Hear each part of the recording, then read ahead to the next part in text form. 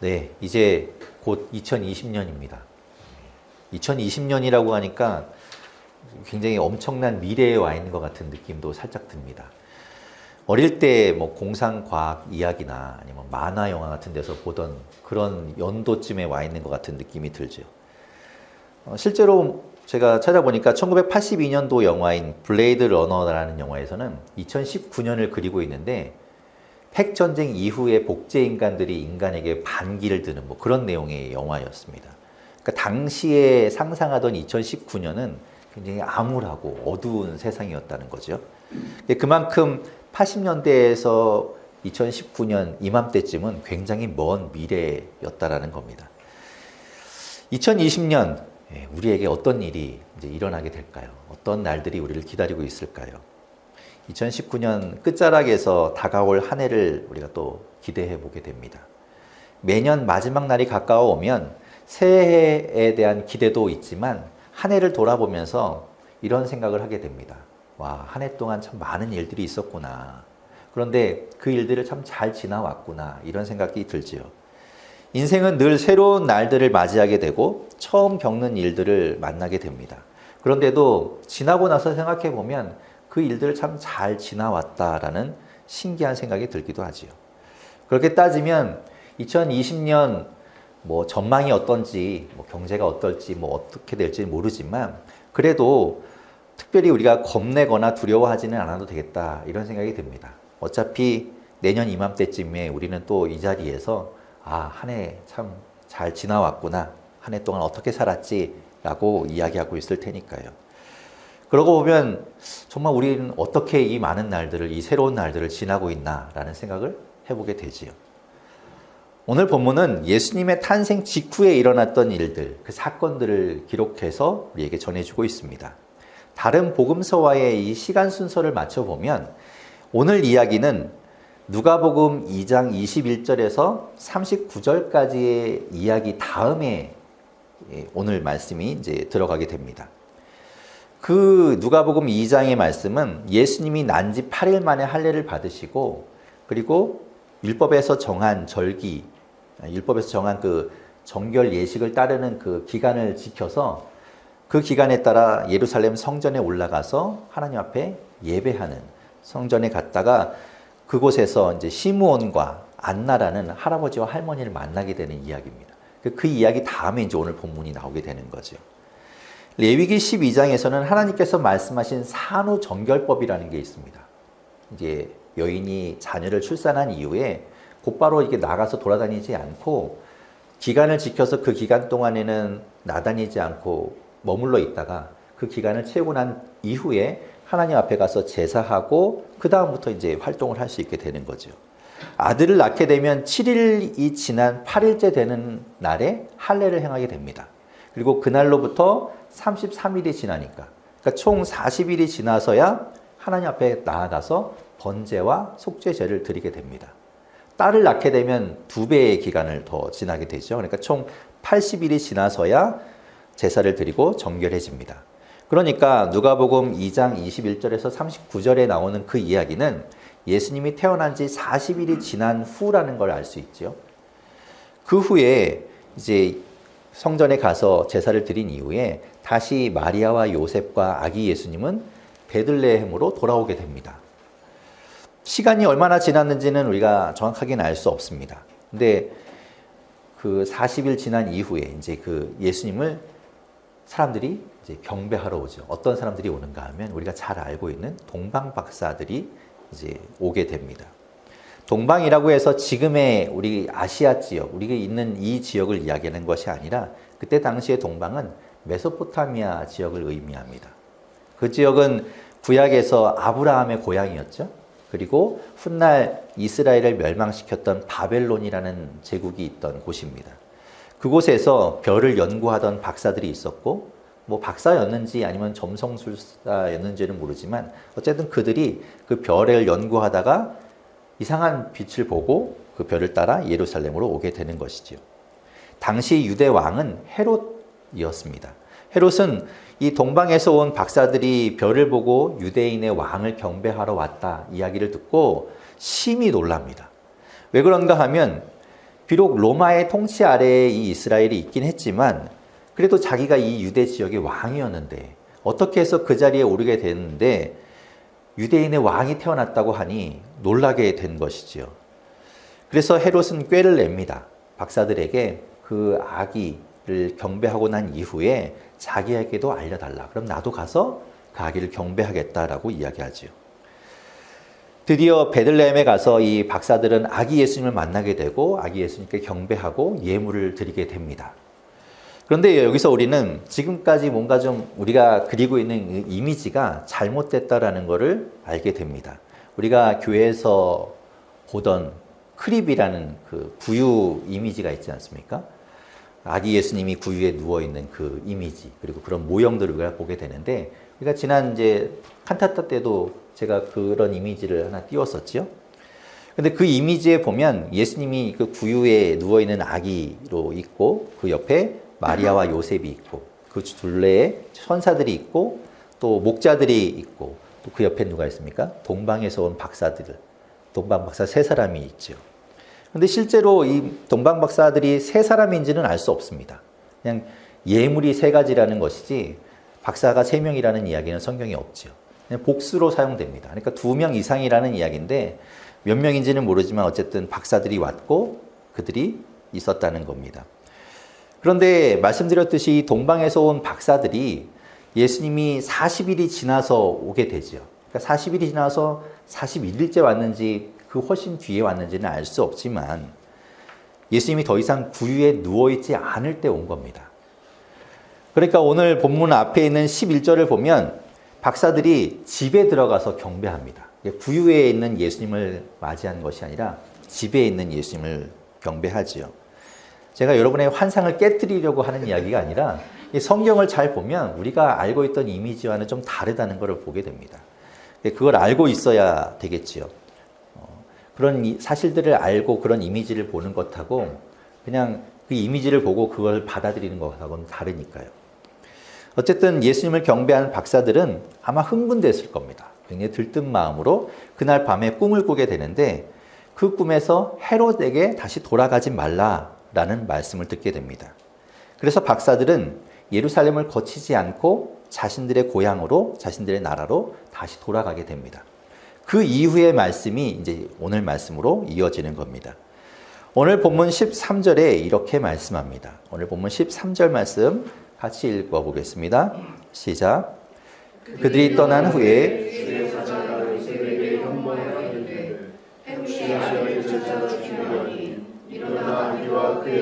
그리고 애굽으로 피하여 내가 내게 이르기까지 거기 있으라 하시니. 아멘. 오늘 본문을 기록한 이 마태는 독특한 어떤 구조적인 틀을 가지고 오늘 말씀을 전개하고 있습니다. 첫 번째 구조적인 틀은 무엇인가 하면 주의 사자가 꿈에 나타나서 요셉에게 뭔가 지시를 한다는 겁니다. 그런 일들이 이제 오늘 본문 안에서는 3번 이렇게 되지요. 그리고 두 번째 틀은 그 요셉이 그 지시를 받고 그 말씀에 순종한다는 겁니다. 그래서 그 순종의 결과로 지역을 이동하게 되지요. 그리고 3번째 구조는 그것이 결국에 그 사건이 구약에서 선지자가 이야기했던 사건, 그 말씀이 성취된 것이다 라는 그런 틀을 가지고 이야기합니다. 그러니까 구약과의 연관성을 이야기하는 것이죠. 그런 구조적인 틀을 보면서 오늘 말씀을 보면 조금 더 재미있습니다. 어쨌든 이제 박사들이 헤롯을 만나지 않고 돌아간 후에 첫 번째로 주의 사자가 이 요셉에게 나타나게 되죠. 꿈에 나타납니다. 정확하게는 두 번째입니다. 우리가 지난주에 보았던 마태복음 1장에서 이미 이 요셉은 꿈에 주의 사자를 만나게 되지요. 그 이후에 전체적으로 따지고 보면 이제 두 번째이지만 오늘 본문 안에서는 첫 번째 사건이 되는 겁니다. 주의 사자는 요셉에게 이야기합니다. 헤롯이 아기를 찾아 죽이려 하니 일어나 아기와 그 어머니를 데리고 애굽으로 피하라. 그리고 내가 내게 이르기까지 거기에 머물러 있어라 라고 이야기합니다. 요셉은 지난주에 보았던 그 마태복음 1장에서 이미 주의 사자를 꿈에 보았기 때문에 아마 그 말씀을 받아들였을 겁니다. 한번 겪어봤으니까. 헤롯은 그 아기 예수님을 죽이기 위한, 그 유대인의 왕으로 난 그 아기를 죽이기 위한 계획을 아무에게도 이야기하지 않았을 겁니다. 아마 본인만 스스로 혼자 생각했겠지요. 당연한 것은 그 아기, 그 메시아가 베들레헴에서 난다고 했는데 그 아기를 죽인다는 건 유대인으로서는 생각할 수 없는 일이기 때문에 그거를 입 밖으로 내지 못하고 아마 속으로 생각했을 겁니다.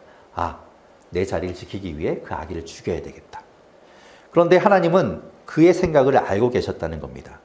하나님은 우리의 생각까지도 알고 계시다는 것, 우리가 잊으면 안 된다는 거죠. 그렇기 때문에 하나님은 그 헤롯의 생각을 아시고 요셉에게 주의 사자를 보내서 알려주신 겁니다. 그러면 헤롯은 언제 아기를 죽이기로 결심했을까? 아마도 박사들이 찾아와서 이야기를 했을 때 그때 당황하며 아기를 없애야 되겠다라고 생각했겠지요. 그런데 왜 그때 바로 하나님은 요셉에게 알려주지 않았는가? 박사들의 경배를 예수님은 받아야 했기 때문이라는 겁니다. 아무도 예수님을 찾아오지 않았습니다. 그저 들에 있던 목자들만 예수님을 맞이했을 뿐 유대 땅의 유대인의 왕으로 오신 예수님을 아무도 알아보지 못했고 아무도 경배하지 않았습니다. 이 박사들만이 예수님을 찾아왔던 것이죠. 그들의 경배를 받으셔야 했기에 그 이후에 주의 사자가 나타났다고 보는 것이죠. 요셉은 주의 사자의 지시를 순종합니다. 오늘 보면 14절과 15절에 그가 이렇게 행동합니다. 14절, 15절 같이 읽겠습니다. 시작. 요셉이 일어나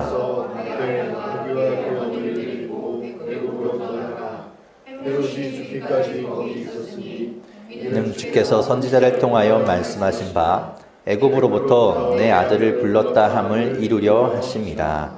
아멘. 이제 이게 두 번째 구조적 틀이죠. 요셉이 그 현몽하신 주의 사자의 지시를 받고 거기에 순종합니다.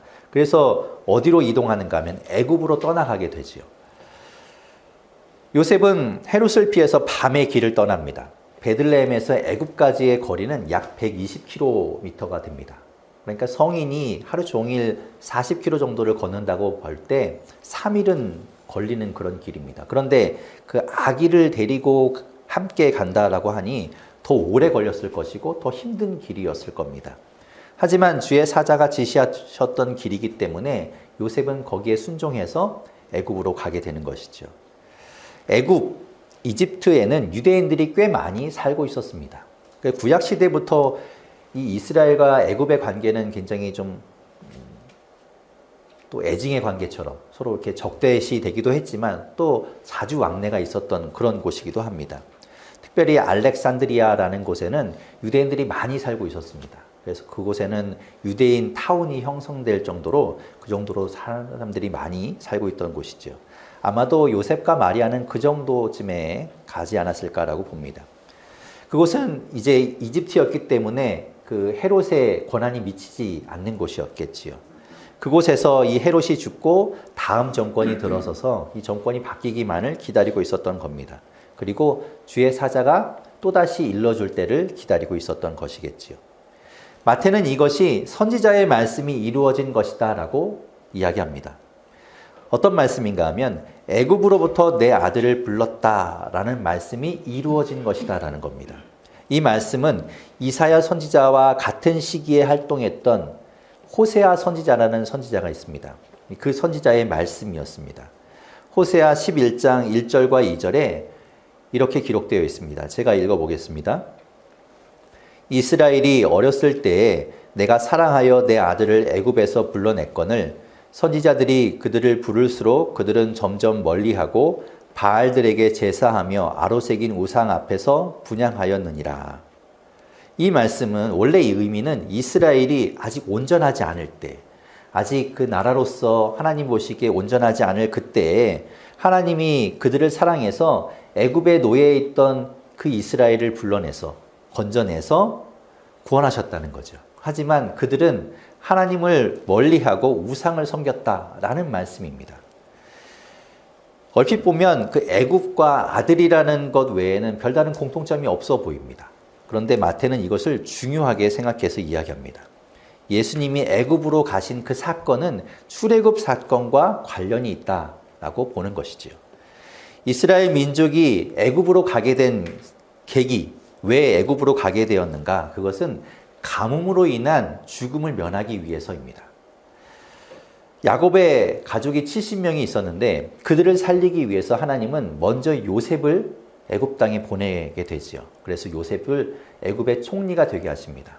그래서 그것을 통해서 그 야곱의 70명이나 되는 가족이 애굽 땅에 가서 안전하고 정착해서 잘 살 수 있는 길을 이미 마련해 놓고 계셨던 겁니다. 그래서 7년 동안 이제 다가올 극심한 그런 가뭄 가운데도 잘 견딜 수 있고 좋은 환경에서 번성할 수 있도록 하나님은 미리 다 준비해 놓으셨던 것이지요. 400년이 지나서 이스라엘 민족은 노예로 전락하게 되고 그리고 온갖 어려움에 시달릴 때 하나님은 그들을 그곳에서 건져내십니다. 그것이 출애굽 사건이죠. 그때부터 하나님은 그 이스라엘 민족을 진정한 하나님의 백성이 되기 위한 훈련을 광야에서 시키게 됩니다. 예수님은 아기로 이 땅에 오셨습니다. 처음부터 건장한 모습으로, 청년의 모습으로, 영웅의 모습으로 이 땅에 오신 것이 아니라 자기 힘도 없는, 그래서 자신을 보호할 수도 없는 그런 아주 아기의 모습으로 이 땅에 오셨습니다. 인간이 당하는 모든 위험에 예수님도 동일하게 노출되셨다는 것이죠. 예수님은 비록 하나님이셨지만 도움이 없으면 안 되는 그런 존재로 이 땅에 오셨다는 겁니다. 헤롯의 위험으로부터 또 죽음의 덫으로부터 피하기 위해서 하나님은 그 아기 예수님을 애굽으로 피하게 하셨던 겁니다. 그리고 하나님의 때에 그곳에서 불러내신 것이지요. 이스라엘 민족의 출애굽 사건을 축소한 것과도 같다는 겁니다. 예수님은 이스라엘과 무관하지 않다는 거죠. 그리고 이스라엘을 향한 하나님의 계획이 있었던 것처럼 예수님의 삶은 하나님의 계획 안에 있다라는 것을 마태는 이야기하고 싶었던 겁니다. 자, 그러면 이제 한편 헤롯은 어떻게 되었는가? 오늘 본문의 16절부터 18절에 헤롯에 관한 이야기가 기록되어 있습니다. 16절부터 18절 말씀을 같이 읽어보겠습니다. 시작. 이에 헤롯이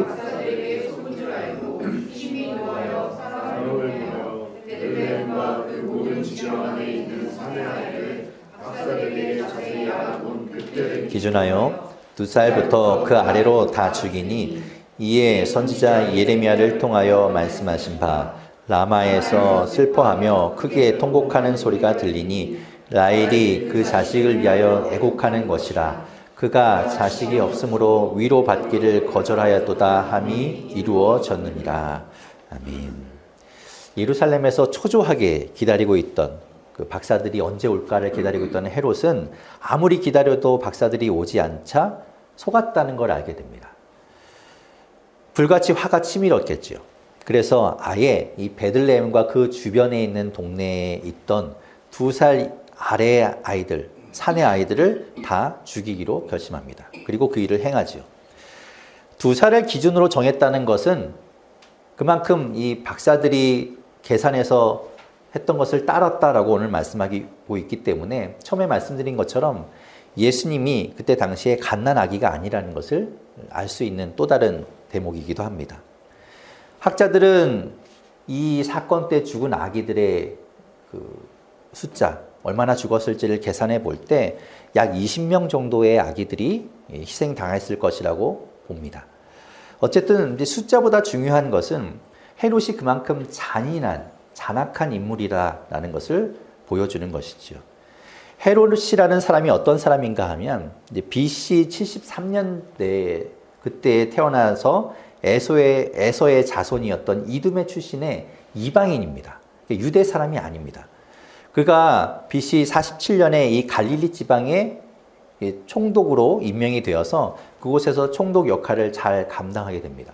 이 사람은 워낙 카리스마가 있던 사람이라 이제 뭐 산적이라던가 뭐 어떤 밀란이 일어났을 때 그것들을 잘 진압해서 유대인들과 로마의 양쪽에 이제 신임을 얻게 되죠.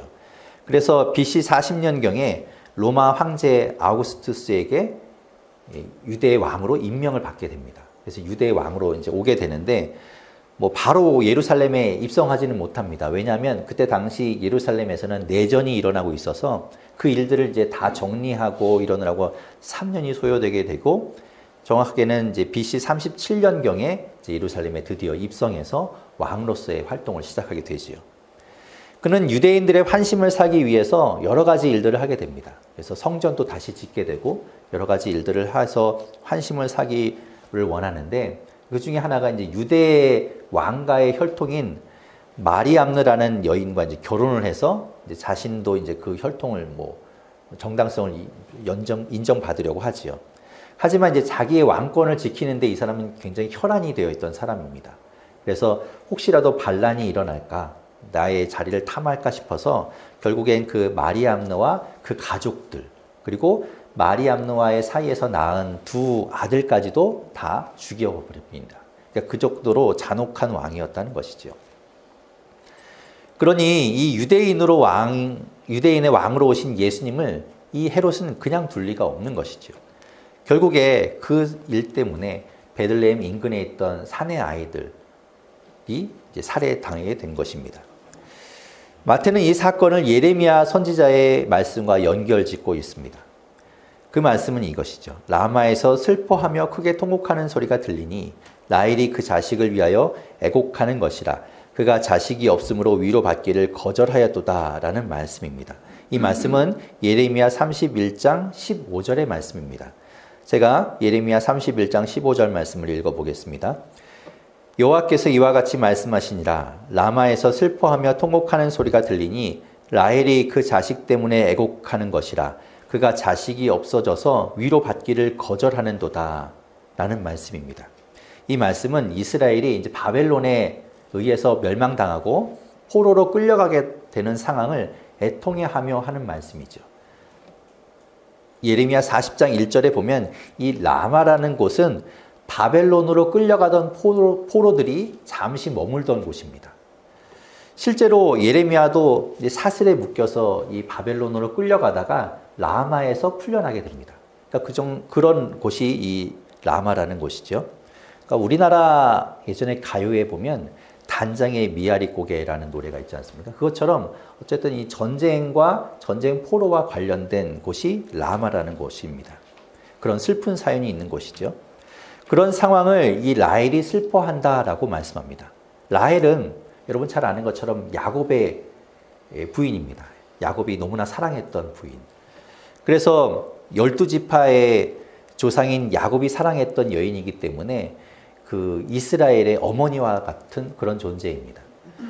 그 라헬이 이스라엘의 어머니로서 그 아픈 상황을 슬퍼하고 있다라는 그런 말이 되는 거죠. 결국 그 라헬은 오래 살지 못하고 야곱의 12번째 아들인 베냐민을 낳다가 죽게 됩니다. 그래서 베들레헴 길에 장사되게 되죠. 그것이 이제 창세기 35장의 이야기인데, 그래서 이제 어쨌든 이 말씀의 포인트는 슬픔이라는 겁니다. 애통. 그 민족의 어려움과 아픔을 향한 그 애통의 마음을 이야기하고 있는 것이지요. 그렇다면 하나님은 예레미야 말씀을 이루기 위해서 이런 끔찍한 일을 일어나도록 하신 것인가 라는 생각을 하게 되죠. 예수님을 위해서, 예수님 때문에 이 많은 아이들이 희생당해야 됐던가 라고 우리는 질문하게 됩니다. 그런데 이것은 하나님의 뜻이 아닙니다. 18절 끝에 보면 이루어졌느니라 라고 이 원어 성경에 보면, 원어 성경에서 직설법 완료형으로 이제 말씀하고 있습니다. 그런데 이제 다른 부분인 그 15절에 또 23절에 보면 거기서는 이루려 하심이라, 이루려 함이러라 라는 가정법 완료형으로 좀 다르죠. 18절과는. 이 가정법 뭐뭐 하려고 했다라는 그 말은 어떤 목적을 가지고 있었다는 말입니다. 그러니까 직설법으로 어떤 사실을 서술하고 있는 것과는 좀 다르지요.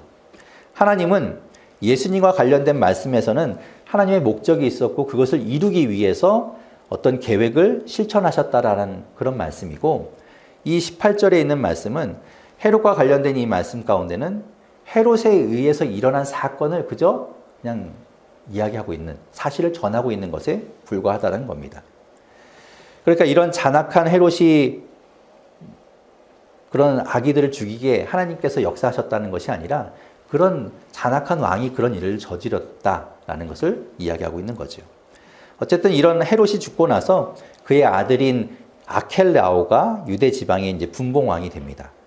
그때 이제 주의 사자가 애굽에 있던 요셉에게 나타나서 이런 이야기를 하시죠. 그것이 오늘 본문 19절에서 21절까지의 말씀입니다. 19절에서 21절 같이 읽어보겠습니다. 시작. 헤롯이 죽은 후에 일어나 아기와 그의 어머니를 데리고 이스라엘 땅으로 가라. 아기의 목숨을 찾던 자들이 죽었느니라 하시니 요셉이 일어나 아기와 그의 어머니를 데리고 이스라엘 땅으로 들어가니라. 아멘. 요셉에게 오늘 본문에서는 이제 두 번째로 주의 사자가 나타나서 이야기하는 것이죠. 일어나서 아기와 그의 어머니를 데리고 이스라엘 땅으로 가라.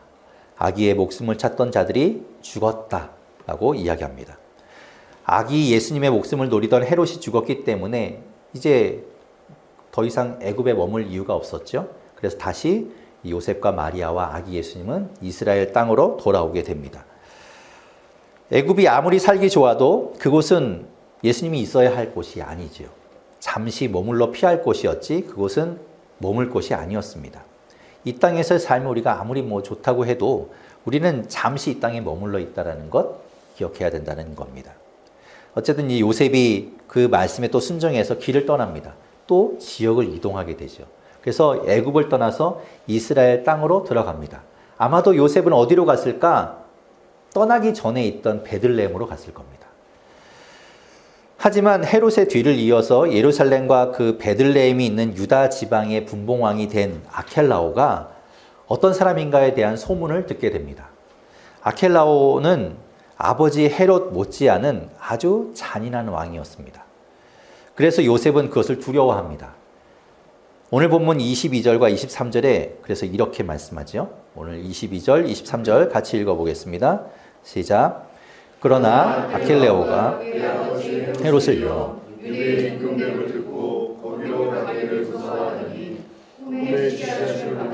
갈릴리 지방으로 떠나가 나사렛이란 동네에 가서 사니 이는 선지자로 하신 말씀에 나사렛 사람이라 칭하리라 하심을 이루려 함이로라. 아멘. 아켈라오 때문에 두려워하는 요셉에게 주의 사자가 또 꿈에 나타나시죠. 그래서 갈릴리 나사렛으로 가게 하십니다. 그래서 이제 거기에서 살게 되죠. 저는 이 부분에서 하나님의 아주 세심한 배려 그리고 그 사랑이 느껴졌습니다. 왜냐하면 요셉이 애굽에 있을 때 이제 주의 사자가 나타나서 두 번째 나타났을 때 이야기하기를 아기의 목숨을 찾던 자들이 죽었다라고 이야기했습니다. 그러니까 더 이상 이 아기 예수님의 목숨을 노리는 자들이 없다라는 거죠. 그러니까 아켈라오가 아무리 포악한 왕이라고는 해도 예수님의 목숨을 노리고 있지는 않다라는 말이 되겠지요. 아켈라오가 예수님의 목숨을 노리고 있다면 주의 사자가 뭔가 착각한 것이고 잘못 전한 것일 테니까요. 분명 아켈라오는 예수님을 해치지 않을 사람이었다는 겁니다. 하지만 요셉은 그가 두려웠습니다. 그가 행하는 일들을 들어보니까 이 아켈라오가 너무나 잔인한 왕이고 나쁜 왕이었기 때문에 두려움을 가지고 있었습니다. 비록 자신에게 그 아기 예수님께 해를 가하지는 않더라도 이 두려움 가운데 살고 싶지는 않았던 것입니다. 그런데 하나님은 그 마음을 헤아려 주십니다. 그래서 방향을 틀어주시는 거죠. 요셉과 마리아의 고향이었던 갈릴리 나사렛 지방으로 가게 하십니다. 그 지방은 그 헤롯의 아들 중에 한 사람이었던 안티파스라는 왕, 이 분봉왕이 다스리던 지역입니다. 이제 그쪽으로 보내게 하시는 거죠. 하나님이 이 요셉에게 이렇게 반응하지 않는다는 겁니다. 요셉아, 내가 너에게 이야기했잖니. 더 이상 너희를 해칠 사람이 없다니까? 너는 왜 나를 믿지 못하니? 내가 이야기했으면 나를 믿어야지. 뭘 그렇게 두려워하니? 내가 이야기했으면 들어. 장말 말고 거기 가서 살아. 라고 이야기하지 않고 하나님은 그가 원하는 대로 방향을 바꿔주신다는 겁니다. 하나님은 우리가 행복하기를 원하시는 분이라는 거죠. 우리가 정말 그 가운데서 불행하게 있는데도 하나님은 억지로 우리를 거기에 두는 분이 아니라는 겁니다. 그래서 여러분, 우리가 인사할 때 행복하십시오라는 그것이 중요한 내용입니다. 하나님은 우리가 행복하기를 바라고 계신다는 겁니다. 자, 마태는 이 일을 선지자의 말씀이 이루어진 것이라고 이야기합니다. 어떤 말씀인가 하면 나사렛 사람이라 칭하리라 라는 말씀인데 실제로 구약에서는 이 말씀이 없습니다. 구약 성경 안에는 나사렛이라는 단어, 그 지명이 나오지 않습니다. 마태는 왜 그러면 이 말씀을 하고 있는 것인가? 다른 예언의 성취를 언급할 때와는 다르게 여기서는 특정하게 어떤 선지자의 말씀이다라고 이야기하지 않고 복수를 사용합니다. 그러니까 선지자들의 말씀에 따르면 나사렛 사람이라 칭하리라 라는 말씀이 이루어진 것이다. 뭐 이런 이야기죠. 그러니까 구약의 여러 선지자들의 말씀을 종합해 볼 때, 이 마태가 그 말씀들을 종합해 볼 때 예수님이 나사렛 사람으로 불리게 된 것은 그 말씀들이 이루어진 것이다. 그러니까 선지자들의 여러 이야기들이 종합해 볼 때 그 말씀이 이루어진 것이다. 뭐 이런 이야기인 겁니다. 결국 이스라엘 모두가 바라고 있는 그 메시아는 다윗의 고향이었던 베들레헴에서 나오게 될 것이다. 라는 것들은 다 알고 있었습니다. 그런데 예수님이 베들레헴에서 태어나긴 했지만 왜 예수님이 나사렛이라는 곳에 살게 되었는가? 그것에 대해서 마태는 이야기를 이제 선지자들의 이야기를 종합해서 그 이야기와 맞춰보면서 이래서 예수님이 나사렛에 가서 살게 되었구나 라고 이제 답을 하고 있는 것이죠. 왜냐하면 지난주에 말씀드렸듯이 이스라엘 사람들 가운데는 이 나사렛이라는 동네에 대해서 굉장히 이상하게 생각했습니다. 어째서 메시아가 이 작은 동네, 아주 보잘것없는 동네에서 살게 되는가? 그거에 대한 의구심이 들었던 것이지요. 나사렛 사람이라는 말 자체는 어찌 보면 조롱받는 그런 입장에 있던 그런 의미가 있으니까요. 이 이야기를 통해서 우리는 오늘의 이야기, 마태가 이야기하고 있는 이 세 가지 구조 틀에 있는 예수님의 이야기를 보면서 어떤 생각을 하십니까? 이 이야기를 통해서 우리가 깨닫게 되는 건 하나님의 계획, 그리고 인도, 그리고 성취, 그 과정들을 마태가 기록하고 있는 걸 통해서 우리가 보게 됩니다. 예수님은 하나님이셨지만 이 땅에 아무 힘이 없는 아기의 모습으로 오셨습니다.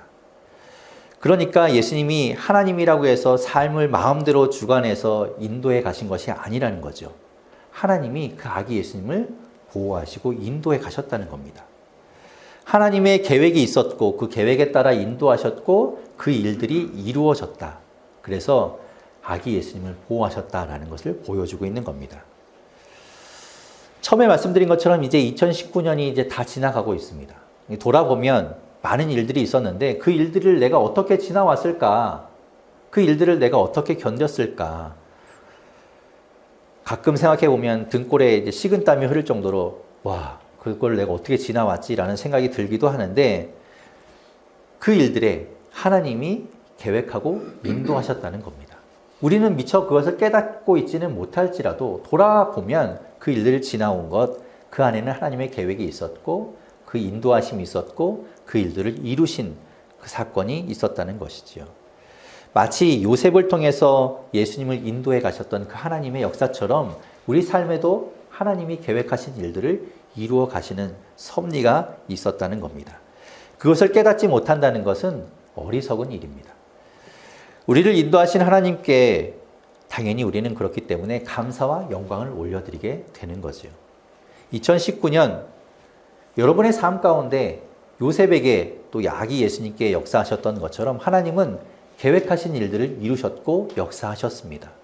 그래서 오늘 말씀의 제목에 이루려 하셨고 이루셨다. 그리고 마침표가 찍혀 있는 것이죠. 여러분의 2019년의 삶에 하나님은 그렇게 이루셨고 마침표를 찍으셨다는 겁니다. 2020년 새로운 그 한 해도 하나님은 여러분의 삶을 계획하시고 인도해 가실 겁니다. 그리고 결국 그 일들을 이루실 겁니다. 여러분 믿으십시오. 그리고 그 일들을 하나님을 기대하며 이루어 가실 수 있기를 바랍니다.